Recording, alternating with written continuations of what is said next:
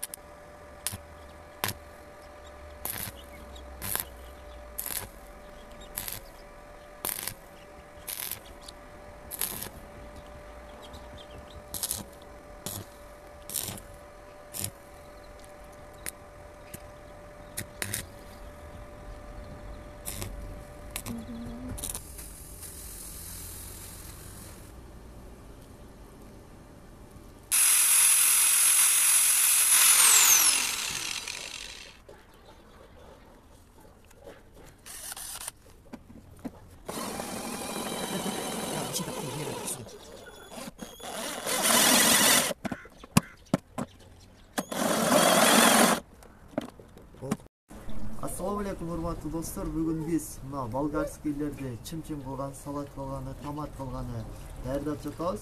Мындай аппарат өз негизи бар. Эми буну качангаcha колдо ушинтип иштетебиз. Бир аз убакыттан үнөмдөйлү биз бүгүн мына ушул шуруп-өбөрмө ошондой жасадык. Буну салаттар дагы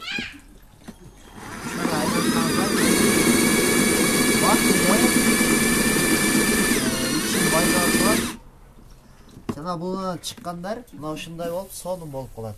Атакул байке айтмакчы, мынандай болот де бул. Убакыттан үнөмдөйсө аябай сонун ушундай кылып жасап алсаңыздар болот сиздер дагы.